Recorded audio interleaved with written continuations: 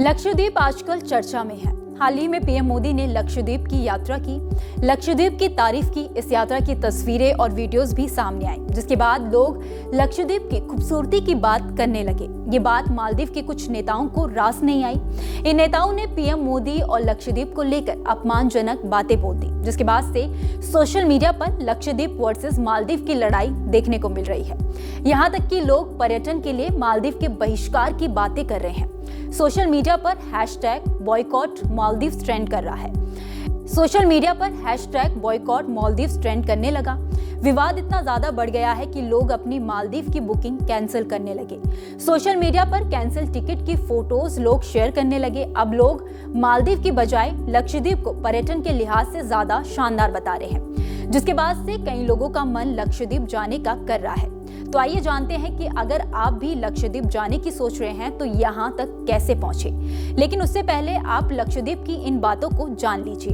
लक्षद्वीप हमारे देश का बेहद खूबसूरत छोटा सा केंद्र शासित प्रदेश है, जो 36 द्वीपों का समूह है। यही वजह है कि यहाँ की खूबसूरती देखने लायक है। चारों ओर हरे भरे नारियल के पेड़, दूर तक फैला बीच और नीला समंदर। यहाँ की कुल आबादी करीब 64,000 है। लक्षद्वीप का क्षेत्रफल करीब 32 वर्ग किलोमीटर है। ये केरल के कोच्चि से करीब 440 किलोमीटर दूर बसा हुआ है।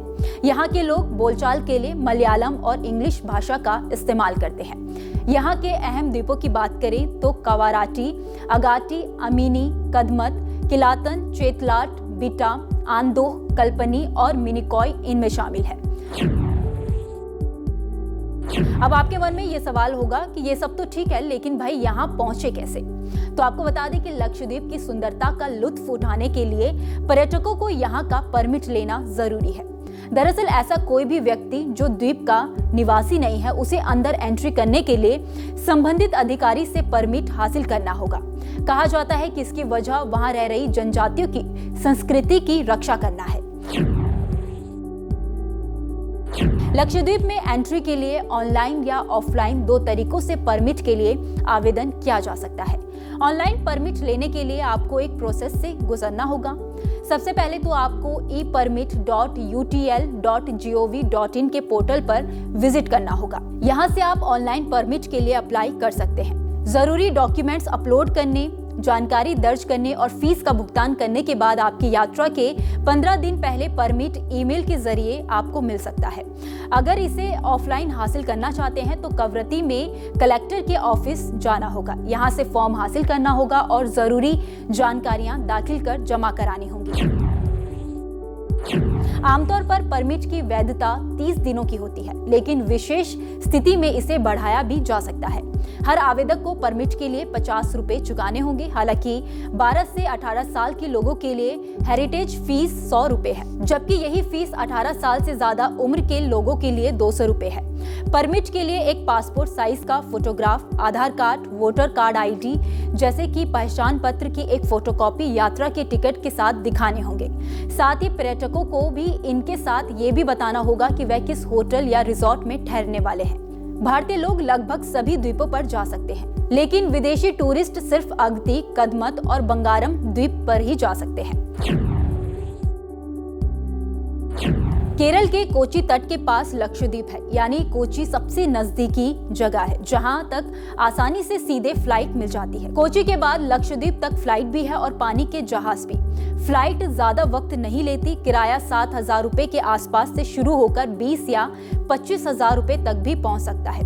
वहीं एमवी करावती और एमवी मिनिकॉय जैसे जहाजों के जरिए कोच्चि से लक्षद्वीप पहुंचने में करीब 15 घंटे का वक्त लगता है।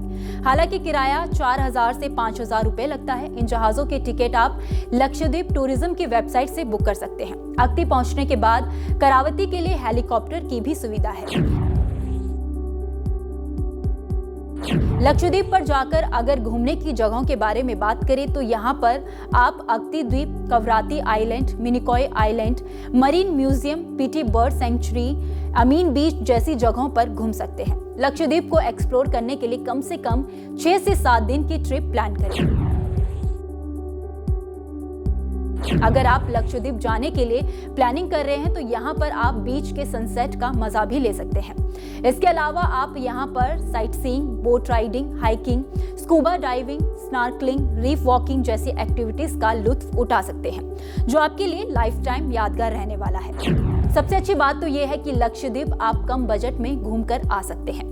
कम पैसों में लक्षद्वीप की ट्रिप प्लान करनी है तो कोशिश करें कि करीब 1 महीने पहले ही टिकट बुक कर लें। इसके अलावा क्रेडिट कार्ड आदि से भी ऑफर मिलते हैं। वहीं यहाँ घूमने के लिए आपके बजट की बात करें तो करीब 35 से 40 हजार रुपए चाहिए होंगे। खैर, इस खबर में इतना ही। इस खबर को लेकर आपकी क्या राय है, आप हमें कमेंट सेक्शन में जरूर बताइएगा।